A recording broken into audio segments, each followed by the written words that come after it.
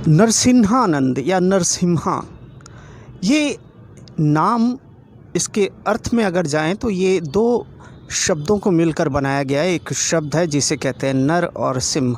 नर मनुष्य और सिंह यानी शेर, लॉयन।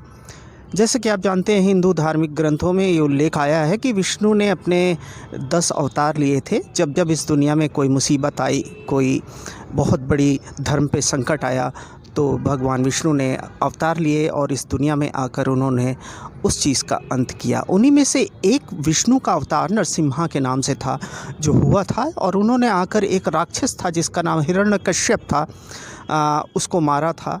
और इसी वजह से ये अवतार जो है काफ़ी एक नाम रखता है, और उसी नाम का सहारा लेकर बहुत से माँ बाप अपने बच्चों का नाम भी रखते हैं नरसिम्हा। और ऐसा ही एक दुष्ट मानव इस दुनिया में आया जिसका नाम शायद उसके माँ बाप ने कुछ अच्छा सोच के रखा रहा होगा, लेकिन वो एकदम शैतानी हरकत करने लगा है। जी हाँ, मैं बात कर रहा हूँ डासना के उस मंदिर में जिसमें एक बच्चे को मारा गया था सिर्फ पानी पीने की वजह से। उसी मंदिर का महंत है ये नरसिम्हानंद, जिसे लोग नरसिम्हानंद सरस्वती, यति नरसिम्हानंद सरस्वती। असल में हिंदू धर्म में सरस्वती माँ सरस्वती जो है वो ज्ञान की देवी कहलाती हैं। तो होता क्या है कि जब कोई चरम पे चला जाता है शिक्षा ग्रहण करने के, तो जैसा आपने देखा होगा बहुत से महामंडलेश्वर हैं, बहुत से शंकराचार्य हैं जो अपने नाम के साथ सरस्वती लगाते हैं।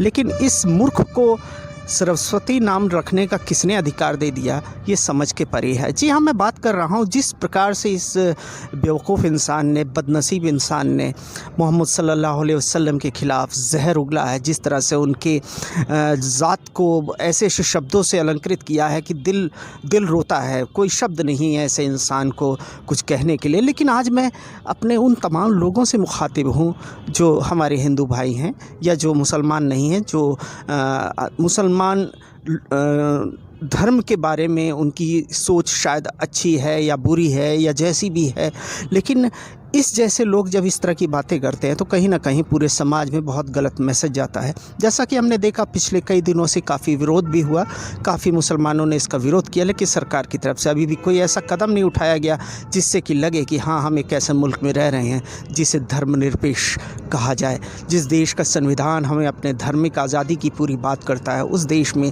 आज भी किसी भी धर्म के ख़िलाफ़ कुछ भी कह दिया जाता है, उल्टी सी सीधी चीज़ें कह दी जाती हैं, लोग बर्दाश्त करते हैं। ये समझ के परे हो रहा है। यही सब देखते हुए आज सोचा मैं आपसे मुखातिब हूँ, ख़ास तौर पे हमारे उन हिंदू भाइयों से, सिख भाइयों से, बौद्ध या जैन क्रिश्चियन भाइयों से जो मुसलमान धर्म के बारे में, इस्लाम धर्म के बारे में जानते तो हैं लेकिन पूरी सच्चाई शायद नहीं जानते हैं। मैं आपको बता दूं, जितने भी लोग हैं, देखिए हमारे जो ये नबी हैं मोहम्मद सल्लल्लाहु अलैहि वसल्लम, कुरान स्पष्ट कहता है, साफ कहता है कि अल्लाह ने मोहम्मद सल्लल्लाहु अलैहि वसल्लम को पूरी दुनिया के लिए रहमत बनाकर भेजा है।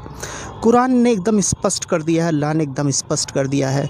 तो किसी मुसलमान का मानना कि मोहम्मद सिर्फ हमारे हैं या किसी का ये मानना कि मोहम्मद मुसलमानों के हैं, ये सरासर गलत है, क्योंकि कुरान कह रही है कि मोहम्मद को हमने पूरी दुनिया पे रहमत बनाकर भेजा है, और जो मोहम्मद को मानेगा, उसकी बातों को समझेगा, उसकी ज़िंदगी को समझेगा, उसको इस दुनिया में भी सफलता मिलेगी और आखिरत में भी, यानी कि जब वो इस दुनिया से विदा होगा तो भी उसको सफलता ईश्वर प्रदान करेगा। बस एक छोटी सी चीज़ थी जो समझाना था लोगों को, लेकिन लोग कहीं ना कहीं आडंबरों में पढ़कर, रूढ़िवादिता में पढ़कर, अज्ञानता में पढ़कर ऐसी ऐसी बातें करने लगते हैं कि वाकई दिल रोने लगता है। तो इन्हीं बातों को रखकर मैं कुछ चीज़ें हैं जो स्पष्ट करना चाहता हूँ। मैं अपने तमाम देखने वालों का प्लीज़ थोड़ा सा ध्यान से सुनिएगा, और कहीं भी कोई गलती लगे तो ज़रूर लिखिएगा, मैं उसका भी जवाब देने को तैयार हूँ। पहली चीज़ तो मैं स्पष्ट कर दूँ कि जैसा कि इस बेवकूफ़ इंसान ने, नरसिम्हानंद ने, जिस प्रकार से कुरान पे आरोप लगाया, नबी पे आरोप लगाया, उनकी शादी को लेकर जिस प्रकार से उसने आरोप लगाया कि मुसलमानों का काम हिंदुओं का कत्ल करना है, जिस प्रकार से उसने कहा कि ये आतंकवाद को बढ़ावा देते हैं, ये लोग इस देश के लिए खतरा है, दुनिया भर की बातें कही। तो पहली चीज़ तो मैं ये बता दूं, नरसिम्हानंद तू आज तक ज़िंदा है सिर्फ इसलिए क्योंकि कुरान ने तुझे बचाया है। तू इसलिए ज़िंदा है क्योंकि मोहम्मद सल्लल्लाहु अलैहि वसल्लम की टीचिंग्स ने तुझे बचा लिया है। तू जैसा कह रहा है ना, उस हिसाब से तो तुझे अभी तक मर जाना चाहिए था, तेरे को काट दिया जाना चाहिए था, लेकिन नहीं, क्योंकि कुरान ये कहता ही नहीं है। कुरान तो कहता है कि इंसान का कत्ल पूरी इंसानियत का कत्ल है। और जिस नबी के बारे में तू उल्टा सीधा कह रहा है मेरे बेवकूफ़ भाई, तू सोच उस नबी को तू बुरा कह रहा है जो रास्ते में चलता था, लोगों की मदद करता था, लोग उसको अपशब्द कहते थे, पत्थर फेंकते थे, कूड़ा फेंकते थे, उसके ऊपर मांस के टुकड़े फेंके जाते थे, वो सब्र करता था, लोगों को प्यार और मोहब्बत की बात बताता था। ऐसे इंसान के ऊपर तू इस तरह की बातें कर रहा है, तुझे शर्म नहीं आई? तू बार बार ये जो जिहाद की बात करता है, पूरी कुरान उठा के देख ले, जिहाद नाम की इस तरह की कोई बात नहीं है जो तू दुनिया को बता रहा है कि ये हिंदुओं को मारते हैं, काफिरों को मारते हैं। अरे काफिर एक सीधा सा शब्द है जिसका अर्थ होता है नॉन बिलीवर। अंग्रेज़ी में दो तरह की चीज़ें होती हैं, एक बिलीव करो, एक नॉट बिलीवर होता है। भाई मैं किसी चीज़ को मानता हूँ तो मैं बिलीवर हूँ, नहीं मानता हूँ नॉन बिलीवर हूँ। इसमें तू कौन होता है इस तरह के अक्षर लगाने वाला? किसको मार दिया भाई मुसलमानों ने, किसको मार दिया? जितनी भी ये लड़ाइयाँ चल रही हैं सब राजनीतिक लड़ाइयाँ हैं। इसका इस्लाम से क्या लेना देना है? अगर इस्लाम से लेना देना है तो इस्लाम में कहाँ ऐसी कोई बात कही गई है? मैं तेरे को खुला चैलेंज करता हूँ, जहाँ कहता है वहाँ आता हूँ, हम लोग बैठ के एक डिबेट करते हैं। तो मुझे साबित कर ले गलत, मैं तुझे साबित करूँगा, वही फैसला हो जाएगा कि क्या सही है क्या गलत है। लेकिन इस तरह की जो तू बातें कहता है इसके पीछे क्या है? कुछ सच्चाई है तो उसको पेश कर, सामने ला, लोगों के सामने है। अब तो मीडिया का मामला है, बढ़िया, कहीं भी बैठते हैं, बात करते हैं और सामने एक दूसरे के सामने इस बात को जो है क्लियर करते हैं। तू कहना क्या चाहता है? आखिर तूने क्या ऐसा पढ़ लिया जो तू ऐसी बात करना चाहता है? तू जिस तरह की बातें कर रहा है मैं समझ रहा हूँ क्या कहना चाह रहा है। एक एग्जाम्पल देता हूँ कि भारत की जो फ़ौज होती है ये सीमाओं पर है। अगर दुश्मन अटैक करेगा तो हमारी फ़ौज क्या करेगी? सीधी सी बात है, उस फ़ौज का काम है अपनी सीमाओं की सरहद की रक्षा करना। वो फायरिंग करेगी, दुश्मन कोई भी हो उसको ख़त्म करेगी। अब यहीं पे तेरे जैसा इंसान ये कहे कि हिंदुस्तान की फ़ौज आतंकवादी है तो तुझसे बड़ा मूर्ख कोई नहीं हो सकता है।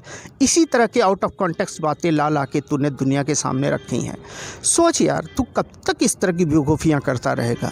हाँ, जब तक ज़िंदा है तब तक तू ज़िल्लत झेलेगा, मरने के बाद तो तेरे को क्या होगा तू तो नहीं जानता, लेकिन हम जानते हैं तेरे साथ क्या होगा।